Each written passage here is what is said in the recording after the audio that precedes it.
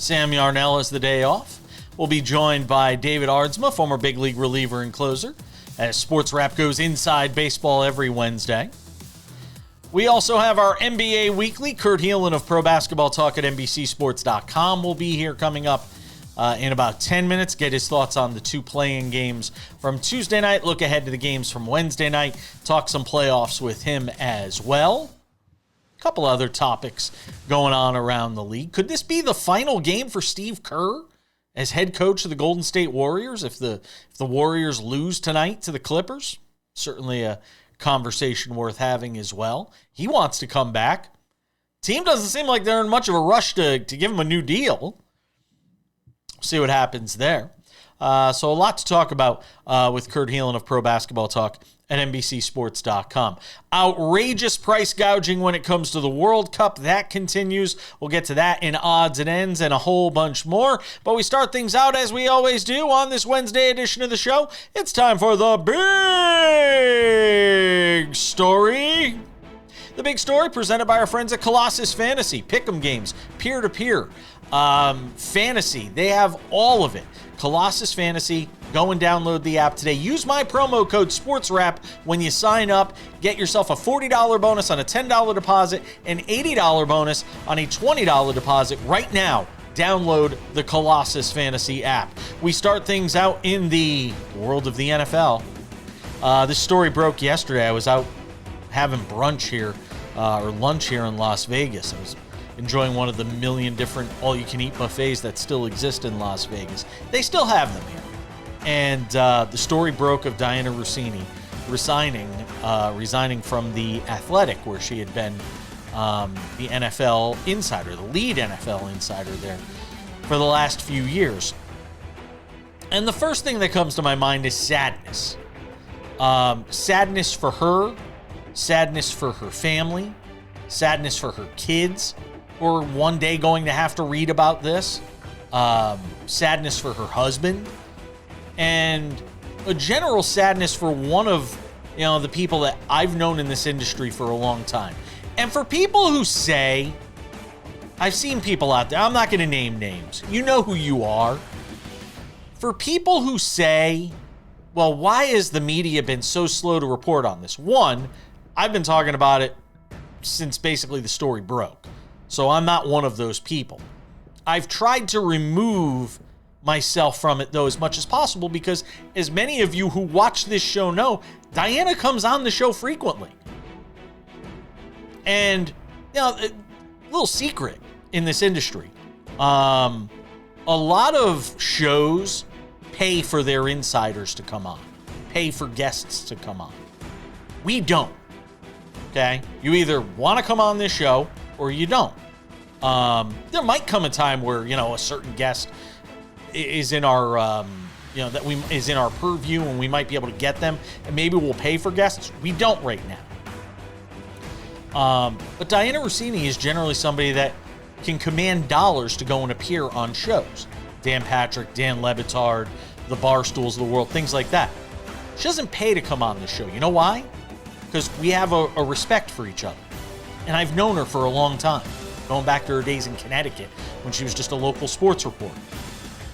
So for people to say, well, you haven't been as hard on Dianna Russini as you might be on some other story. People who say stuff like that don't have friends in the industry. And there's a reason that generally I don't have a lot of friends in the industry. And this is it. Because when you do, either you have to pull punches or you have to restrain yourself a little bit, tame yourself a little bit when you're going to talk about these kinds of stories. Now look, I'm not going to do that in this instance. All of that to say this. I'm not going to tame myself. Here's the way I look at the story. And I've texted with Dianna. Nothing super deep. I don't have any more detail than you've probably read in your, different social media feeds and the various stories that have been written about this. So I don't have any top secret information here. But here's what I will say. Dianna Russini, there was some sort of lapse in judgment in putting yourself in a position to be seen with a head coach that you were covering the way Mike Vrabel was. Do I know if they were sleeping together? I have no idea. And you don't have any idea. And people saying they think they have an idea have no idea. Oh my God, they held hands. It still doesn't mean you know they slept together. The only two people that know whether or not for certain Dianna Russini and Mike Vrabel slept together are Dianna Russini and Mike Vrabel. Now, take that, put it aside for a moment. She covers a lot of things other than Mike Vrabel and has throughout a very distinguished career. And I highly doubt that she's been sleeping around to get all of these different stories throughout her career. She's clearly good at what she does. With that said, I think she's going to land another gig out of this. I don't know where it's going to be. Her contract's up at the end of June with The Athletic. I think Dianna Russini lands somewhere. Maybe somebody like Dan Le Batard hires her. Maybe Barstool hires her. Somebody's going to hire Dianna Russini. She's too damn good at what she does. That's one. Two, the idea that people think there is a double standard. There is a double standard in terms of how we treat Mike Vrabel versus how we treat Dianna Russini in this story. But here's the problem with that. Mike Vrabel isn't a reporter. He's a football coach. Which, with all due respect, is not brain surgery sometimes. Okay? It is not the sort of thing where the conflict of interest is as much at play on his side as it is on her side. So for Mike Vrabel and people saying he should be fired, you're an idiot. They're not going to fire him. He shouldn't be fired. He should have to answer, though, for what was going on. Every bit as much as people want her to have to answer for what was going on. That isn't happening.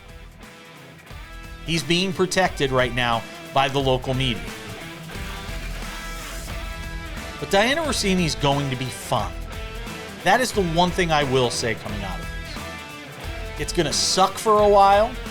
She's going to have to go and basically hide out and wait for the dust to sort of settle. But Dianna Russini is going to be fine. She's going to get a job somewhere else again. And for all those women out there, I don't have enough time to get into all the women that are hammering Dianna Russini.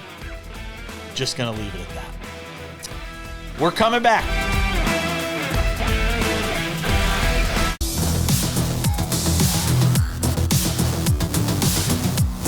Welcome back to the show.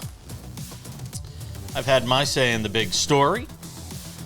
Let's talk about some stuff on the court, on the field, on the ice, wherever it may be. Bringing our friend, the one and only Kurt Helin of Pro Basketball Talk at NBCSports.com, who hangs out with us. Is the let me ask you this, just piggybacking off what we were talking about in the big story today with this whole Dianna Russini thing. How far? Because it feels like in the NFL, insiders are really deep inside the lives of the people they cover. Is it that way in the NBA? Not. I don't think in quite the same way. There is absolutely relationships. I should say it's a little bit depends on the person. I'm not going to tell stories out of school here that like Chris Haynes and Damian Lillard are really tight, are tight. And so if he's reporting something there, kind of people just know, all right, that is. But I don't think even there, I don't think it's that kind of thing. And I think when you got to Shams Charania, he's got relationships with people, but he's not close to anybody that I know of, like really in that sense. And Woj had friendships and relationships, but he was an old school reporter in a lot of ways, in terms of just. So you don't hear of stuff, not without naming names. You don't hear of stuff where it goes over the line that way. No, I don't want to say it doesn't happen or there hasn't been that kind of thing, but I'm not familiar with it. I haven't seen it used for. And I don't know enough about Dianna Russini and that story. No. But I don't know that it was used for inside information in those kind of relationships in that way. It's even like I said, the stuff with Haynes and look, it's so much more driven. And I don't know, maybe it is this way in the NFL. It's so driven by agents. It's less about. No, so you don't have relationships with coaches and teams, but agents are what drive much more of that. at least at the Interesting. NBA. Yeah, interesting. Heat Hornets last night. Boy, it was a banger. And Charlotte gets the win. LaMelo hit some big shots late.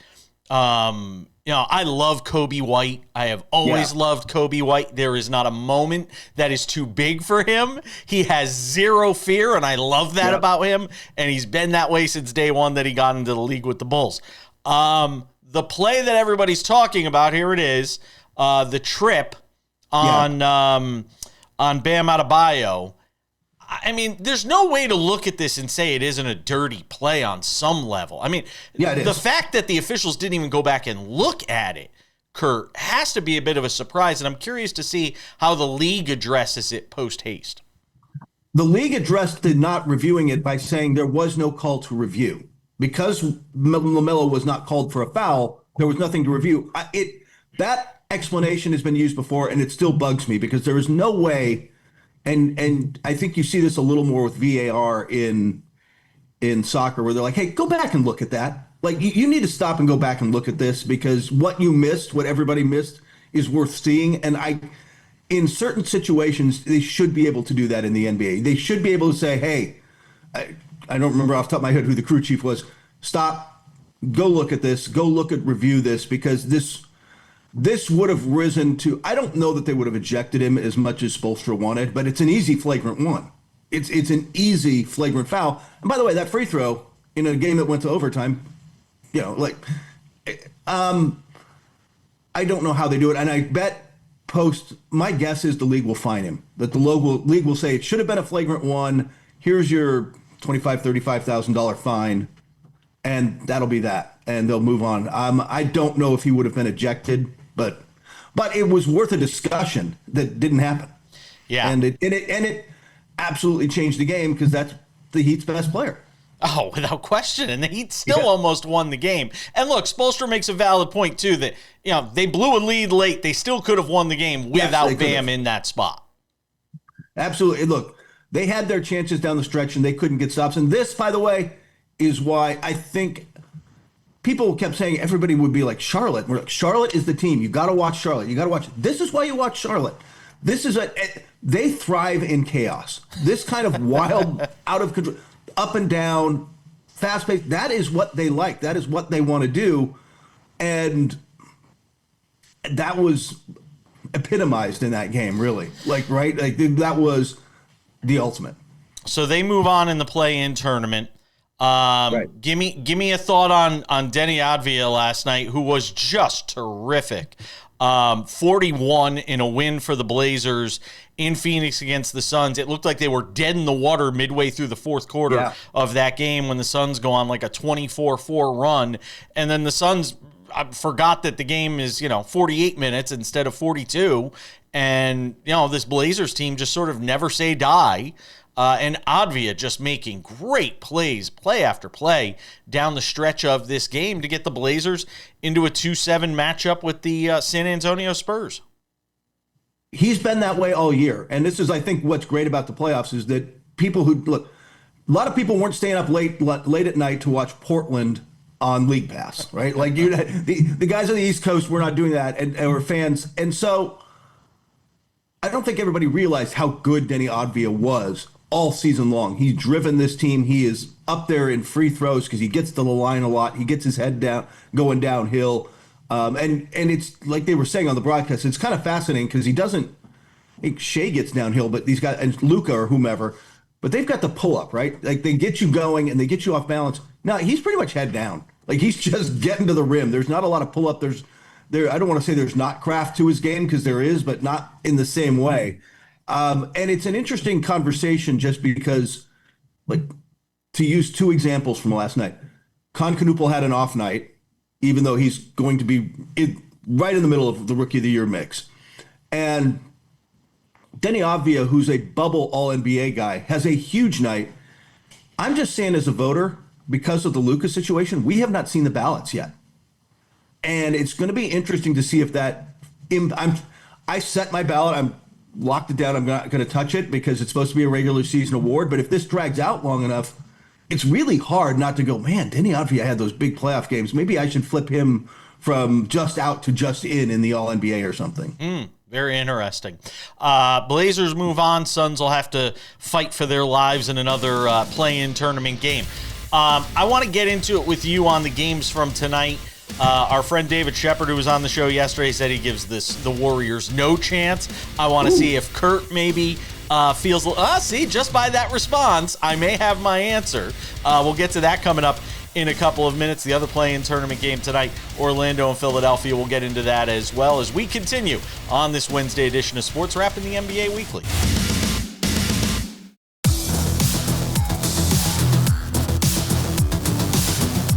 Welcome back. We continue the conversation in our Sports Wrap NBA Weekly with this guy, the one and only Kurt Helin of Pro Basketball Talk at NBCSports.com.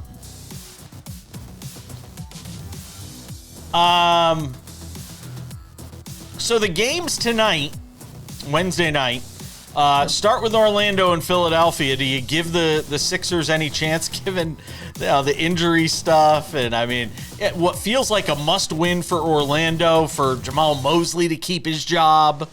Sort of give me a sense of where you are on this game. I think Jamal Mosley has to do a lot more than win this game to keep his job.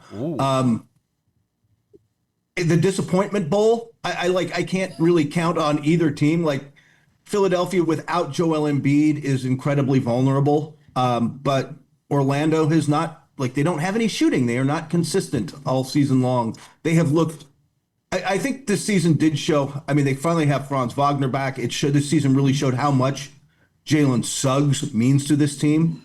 They're just not the same when he's not out there. But even so, this team's been okay. Just okay, and they have some really disappointing nights. I don't like predicting this one because I don't trust either team. Interesting. So you're not going to give me a prediction, is what you're saying? I probably would take Orlando, but I don't love it. I don't feel comfortable with it at all. You wouldn't put my money. Honestly, you wouldn't put my money on it. I got you. Exactly. I bet your money. The only even last night, the one I was like, man, Phoenix is better than, Portland is better than people think. I might have leaned into that, but I don't even know what the spread was. Yeah, I'm not even sure what it was either. Golden State and the Clippers, our friend David Shepard on the show yesterday said he didn't think Golden State had a chance in hell of winning that game. Make the argument, you're going to have Horford, you're going to have Kristaps, you're going to have Curry. Yes, they're on minutes restrictions, but they're going to play enough, and they're going to play when it matters in this game. Can Golden State somehow find a way to get out of Los Angeles with a win? Yeah, the minute restriction for Curry is 40 minutes, so it's whatever. Here's the reason. I will give you 3 words that I think define why the Warriors have a chance. Okay. Stephen, Wardell, Curry. If that guy is on the floor, your team has a chance on any given night. And I think that's the Clippers are a better team. They have been more consistent of late, certainly. Kawhi Leonard is, if Luka is bumped, he very well might end up first team All-NBA. He's had that kind of a season. They're a team that knows who they are. They're incredible. Both teams are really well coached. So the Clippers are at home and should be the favorite. In fact, I like them to win, and I will be at the game. But Curry, I'm just not. Any team with Steph Curry on it can win a game, and Porzingis can have a hot night. That's the fun of the play-in. It's what made last night so great. Is this brings real jeopardy into the game, right? Real drama, because it's win or go home for these teams. It's win or your season's over. When you put that on the line, guys rise up. Curry famously has had some big moments in big games. So if he decides this is the last 3 minutes of the game against France, the Clippers could be in trouble. Yeah, and I got to be honest, I'm rooting for the Warriors just because I want to see Curry. Yeah, I want to see Curry as much as I can. As a basketball fan, you should want to see him as much as you can. You talked about Kerr, and we mentioned him a little bit on the show recently because he wants to keep running this thing back in terms of he wants to still coach this team. Is there a chance that this is his last game coaching the Warriors if they lose tonight? I would be shocked. If he wants to be back, he will be back. If he is personally, his doesn't feel like they're in a rush. Move on, but it doesn't. They'll bump him to the front office. But I think he's genuinely going to do what Greg Popovich said he was going to do with Tim Duncan and then didn't, which is, ride this till he retires and then walk away. And I think that they will run it back with not only Curry, probably Porzingis on a much cheaper contract, but they will make some bold moves. They are going to go all in. They are going to try to win now. Let me rephrase that. I don't think they even internally believe they're going to suddenly compete with the Spurs and the Thunder, but they can turn this into a really dangerous team, an entertaining team again, and make a run. And that's what they're looking for. The Doc Rivers stuff in Milwaukee, we've all seen the Shams, Doc Rivers stuff that's been going on. And now we're left to kind of wonder what happens next, with Doc. Do you get the sense, and again, to harken back to the conversation I was having with David yesterday, he said he thinks Doc still has the fire that in a couple of years, maybe even he would want to come back. He wouldn't want his career to end this way. Do you get that sense, or do you think this is it for Doc?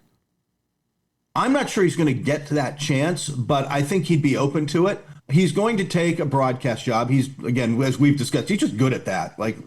So he'll land on somebody's broadcast team next year, and mid-season when some coach is in trouble, his name will come up. It will inevitably happen. I think he's at the point where he would only go, look, he took Milwaukee because that was a plum job, right? That was Giannis Antetokounmpo and a contending team. If something like that came up again where he could, what if Orlando comes and knocks? Well, he's been in Orlando, so probably not. But if a team with potential and a team who you're like, maybe this could work, knocked on the door, I think he'd listen. He's been a coach for 26 straight years. I think he'd keep doing it. Luka Doncic, any chance he plays? Later in the series, yeah, maybe. I don't, look, it's the short end of that timeline. And they're being secretive. They're being very secretive here. Is it just to try and make the Rockets have to think he might play in this game? Or, exactly. I think it's that. And I don't think anybody, even the Rockets, I don't think anybody thinks it's going to happen in game 1 or 2 in Los Angeles on Saturday. I believe it's Saturday and Tuesday are the two games. Assuming those two do not happen, could he be there if there's a game 5, game 6, game 7? The short end of the timeline is traditionally 3 weeks. Now, he's been had a nagging injury. I'm not sure that he's going to be on the short end of the timeline, but if he gets to the short end of the timeline, then you come back, middle of the series, and if the Lakers are hanging around, maybe they have a chance. The Rockets are a flawed team, but the Rockets are a really good half-court defense. And the Lakers have got to run everything through LeBron right now. So I don't know how many. They're going to have to find a way to stay alive long enough for Luka to come back and have a chance in this thing. And they still wouldn't have Austin. Austin's not going to play this series. So, yeah, it'll be interesting to see what happens in that series and whether or not Luka can get out on the court at all. And the Austin Reeves injury is obviously a crippling one as well. The Lakers just got hit with the injury bug, really, at the wrong time of the season. It's just been bad luck, yeah. They were one of those teams out there. The Knicks are one of these teams where if everything clicks, man, if everything comes together, you got a chance. And everything came together for them, and then they get hit with these. Kurt Helin, Pro Basketball Talk at NBCSports.com. Thank you. Thank you.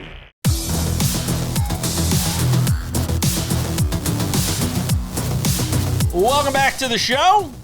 If Wednesdays are good for one thing, they're good for this. Sports Wrap goes inside baseball with this guy, the one and only DA. David Aardsma, former big league reliever and closer, hangs out with us.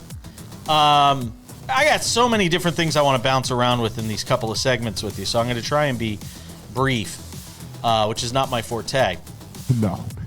I know. I am the home of the 60-second question. How great is it to see Mike Trout healthy, though? 3 home runs in the last 2 games, 5 on the season. I know the average isn't that high, but he's out there in the field. And just the boost he gives this team. And it feels like a lot of guys on that Angels team are playing well. But how cool is it as somebody that, probably played, against Mike Trout? There aren't a lot of guys left that you played against. It must be nice to see Trout out there. What?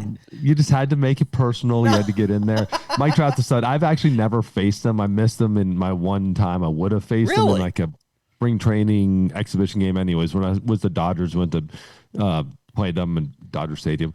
But you love it. You know, he's our generation's player. He's the one we all compared to everybody to at that time. And you know what he's able to do when he's healthy. It's just great seeing him on the field playing good baseball. Angels team's fun to watch.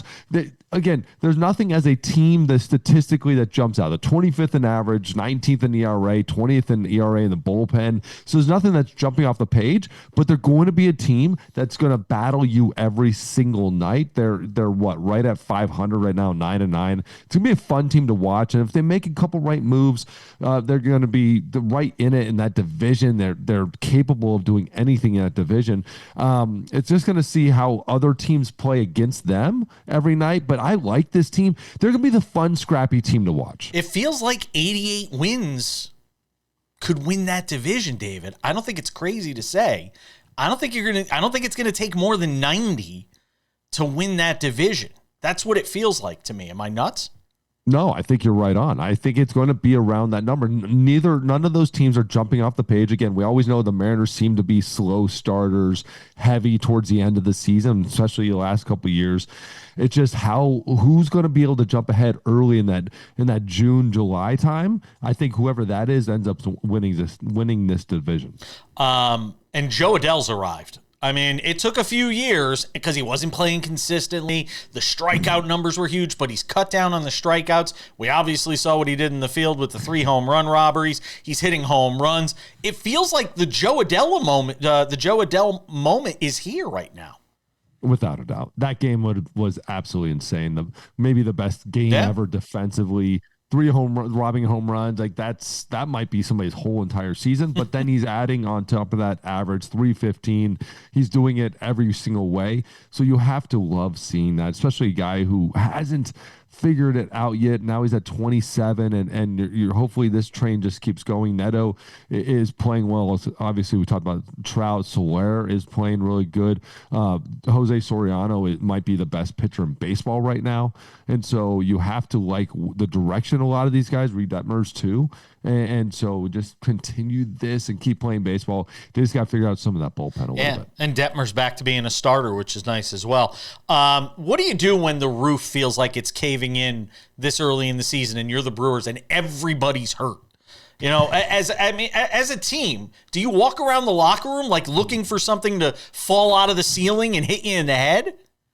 You just hope it's not you. And sometimes when the injury bug happens, it really does feel like that. It's like, all right, who's going to be next, right? Andrew Vaughn with the Brewers, Yelich going, Churio, like those guys, especially like Yelich being hurt, and then we're trying to see when he's going to come back. And when somebody's like captain of like that, when you have a team that just catches on like that, and the Brewers are the team right now where you kind of have that all happening all at once. You're kind of like feeling you're walking on glass. Like, don't let it be me. But it feels like that sometimes, but you have to go out there and play. And a lot of times with a team like the Brewers or really good teams in baseball where the injury bug does happen, the next man up and like small clubs tend to find that little energy in the next guy who wants that job because they breed that culture of next man up. So injuries happen, get over it. And especially the Brewers. Brewers every year have an injury. It's usually a Cy Young candidate that gets hurt. It's usually somebody else might be used with that guy. So they tend to learn how to deal with it and get over it. Pat Murphy thought it was unfair that fans were booing Tyler McGill after his latest rough outing coming out of the bullpen. Can you, and I don't know if I've ever asked you this, of all the things we've asked you about dealing with as a player, the boos. Like when you have 2 or 3 bad outings in a row and the fans are riding you hard. Am I bringing you back to someplace tough, or is it a PTSD moment? Yeah, but I mean, what's it like to be going through that? And is it just some guys can handle it better than others?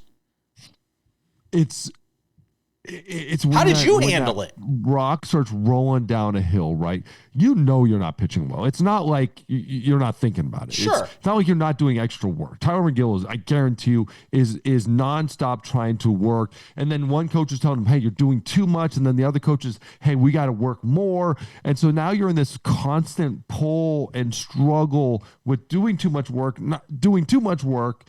and then like not doing enough, and you're never finding the middle ground instead of just going out there and feeling good and fresh and pitching. It's this constant. Devin Williams, I guarantee you, was doing that last year when he was in New York with the Yankees. It's a nonstop battle of you're not good, and then you're doing too much work. You're not doing enough work, and so then you start hearing about it from the fans. Like, yeah, I know. You think I want to suck right now? You think I'm trying to lose these games? You're doing the most you can, and you're just hearing from all sides. Honestly, what happens, the best way to deal with this is right now, give him a break off. Give him the IL, like a phantom IL. Ask him if he wants to take just 10 days to refresh his mind, to say he has a hangnail and he needs to rest it. Sports Wrap Inside Baseball continues.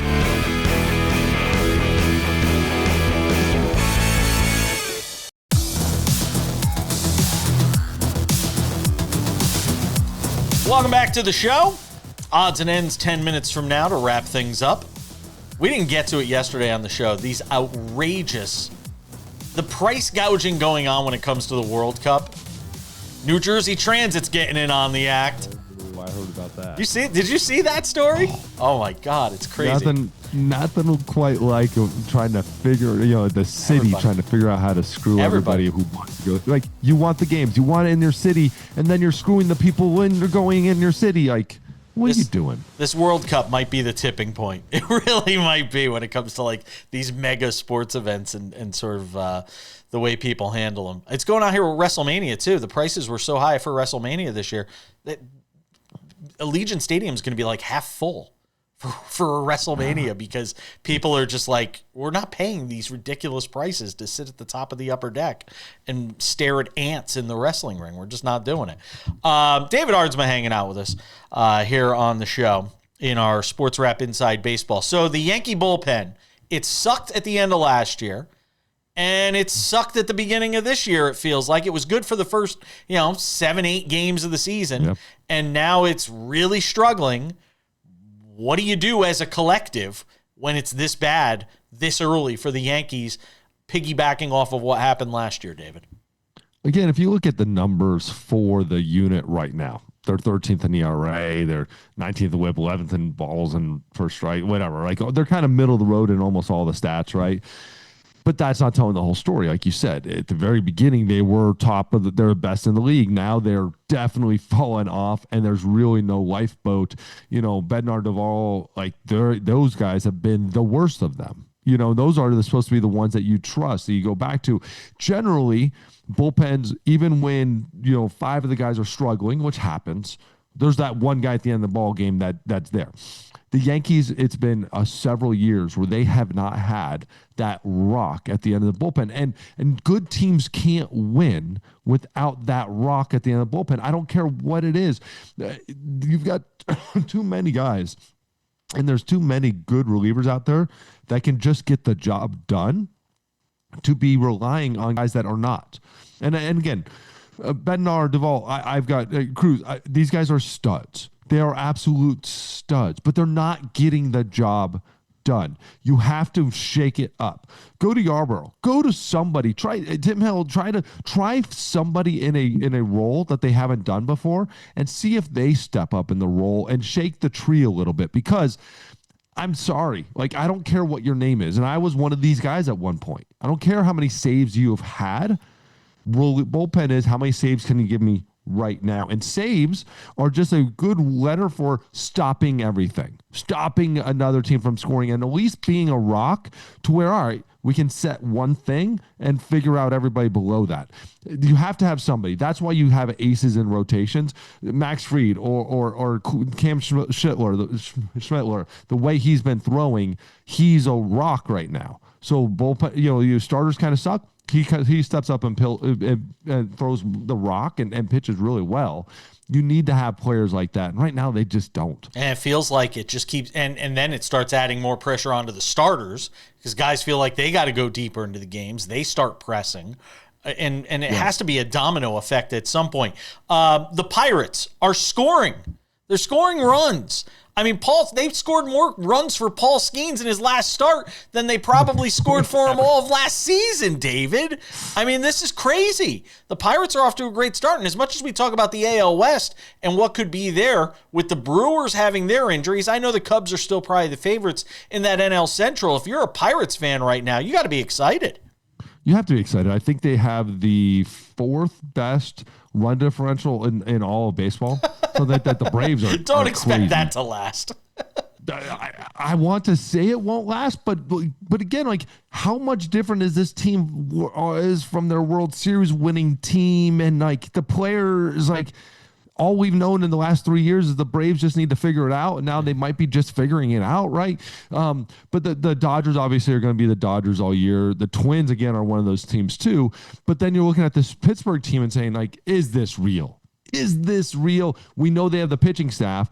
Is that offense really that good? And no, I don't think it is. I think this is just a great turn of events. The playing really good. The bullpen is still very average. The hitting is unreal right now. Top 10 in basically every stat that even matters. The rotation, we know this is just a matter of getting to this point, but they're top 5, top 10 and everything. I think that's real. That's legit. Now it's just like, come on. When you have the guys hitting the way they are, like, I just don't see it lasting all year. I would love it to be. I think they're middle of the road hitting. I think they're 20th on hitting, but they're going to be top 5, top 10 pitching, which is good enough to win a division without a doubt. But they need let's wait on this one. It's nice to see. I just want to see more crowds too. Give me a Paul Skeens day with like 11,000. Like they had 9,000 for his previous start. They had 11,000 for this last start with him, and it's like, the reason you're keeping him on this team is those Paul Skeens days where you're expecting fans to show up and nobody's showing up. If you want him on this team, if you want him to be a Pittsburgh Pirate for life, you have to show up as a fan. Because right now, I'm like, why am I wasting this? I could have every prospect in the world for Paul Skeens. I could have an entire team's, draft. Like what we did, like the Saints back in the day with Ricky Williams. I could have that. Or I can have 11,000 and he's winning and dominating. It's not like he sucks. No. Through the first 17 or 18 games in Major League Baseball, a lot of mid right now. It's just filled with mid if you go and look at the standings and a lot of the team's records. No mid when we talk about David Aardsma, though. He is top shelf all the way. Former big league reliever and closer, hanging out with us inside baseball. Always appreciate you, my friend. Be well. Oh, thank you. Let's wrap it up. Some odds and ends are next.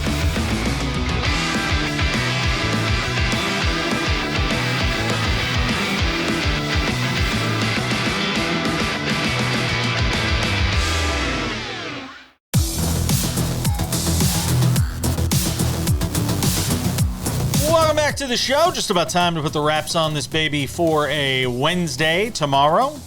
Dennis Bernstein scheduled to be here. TheFourthPeriod.com, Sirius XM NHL Radio. We're going to have to get in a WrestleMania preview somewhere because WrestleMania is this weekend. Maybe we'll do that tomorrow. Maybe we'll do it on Friday. I'm here in Las Vegas where WrestleMania is actually taking place and town's buzzing. I don't know if it's buzzing the way it was last year, but it is buzzing. So all of that and more. We'll have reaction to the play-in tournament games from the NBA. Sam Yarnell will be back here as well. So before we go, a couple of reminders. If you haven't done so yet, make sure to subscribe to the Sports Wrap with Jason Page podcast, available on all your favorite podcasting platforms: Spotify, Apple Podcasts, YouTube Podcasts, iHeartRadio, TuneIn, Odyssey, Amazon. Anywhere you get a podcast, you can listen to this show. Crystal clear audio, Monday through Friday. It's fantastic. You can listen to it while you're on the treadmill, jogging, while you're working out. I don't know why all these things take place in the gym. While you're on a drive, while you're on a plane. Anyway, check it out. Mostly commercial free. Monday through Friday, the podcast version of the show. The Sports Wrap with Jason Page YouTube channel is the place to find all things Sports Wrap with Jason Page. The Monday through Friday TV version of the show, it's there. We also have our companion podcasts, Sports Wrap Spotlight, Sports Wrap's NBA Weekly, the Sports Wrap Inside Baseball, which you heard on the show today. We take those, cut them up, put them in there for you. Sometimes the content goes longer than we have time for, and we put all that bonus content into the YouTube channel. Also, Sports Wrap Shorts. These are 1 to 3 minute long videos. When news breaks, we jump in with a Sports Wrap Short, throw them up there for you on YouTube as the day goes on. If something breaks, go and check out the YouTube channel. Subscribe. It's free, and we appreciate it. Sports Wrap Shorts also available on our TikTok, Sports Wrap Jason Page, and on our Instagram as well. You guessed it, Sports Wrap Jason Page. And now, without any further delay, on this Wednesday edition of the show, it's already Wednesday, it's time for some odds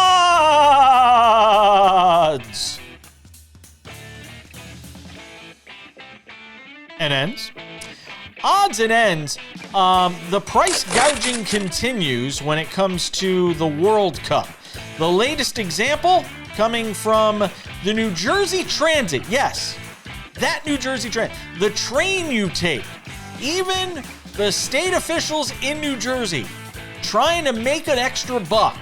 In fact, more than an extra buck.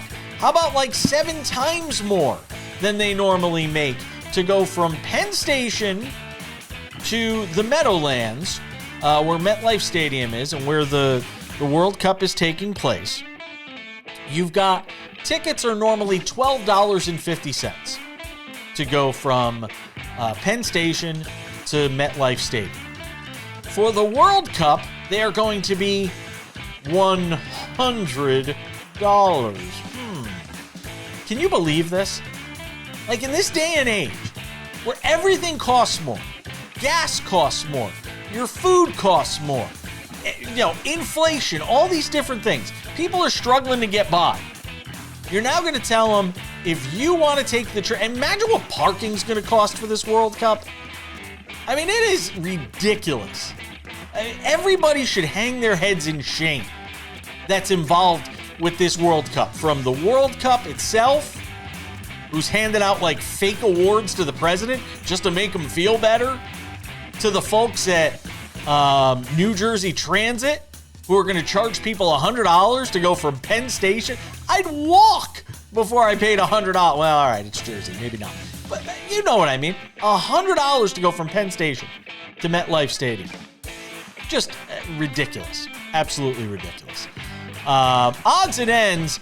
Alex Ovechkin may have played his final game in a Capitals jersey. He played last night. Capitals beat the Columbus Blue Jackets. Unfortunately, the Capitals are not going to the playoffs, so the career of Alex Ovechkin may very well be over. He has not indicated one way or another whether or not this is his final season. I hope he comes back for one more year, but it certainly seems like everybody believes this will be it for him. Maybe he plays in the KHL next year back home in his homeland in Russia. We'll have to obviously wait and see. We didn't get to it with our friend David Aardsma, but news from Major League Baseball, where the Tigers are doing that thing that a lot of other teams are doing.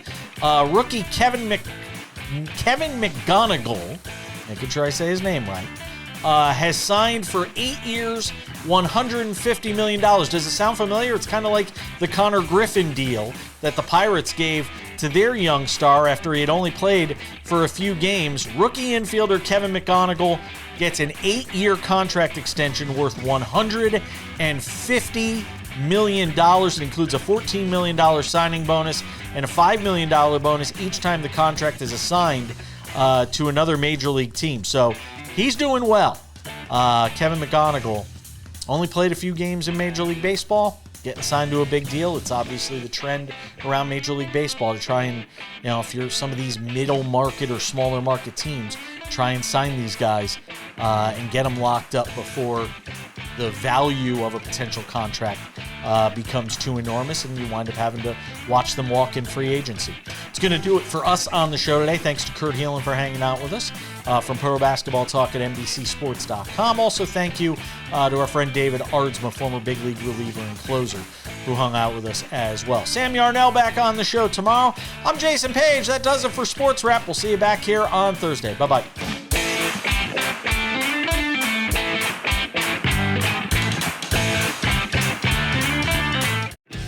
Hi there, I'm Jason Page. You like what you're watching? Subscribe. We've got Sports Wrap Shorts on this channel. We've got the show. We've got clips from the show. What else do you have to do? You probably follow a lot of other things that aren't half as exciting. They're not half as exciting as this show is. So what are you waiting for? Click the subscribe button, follow the channel, watch the content. Bye.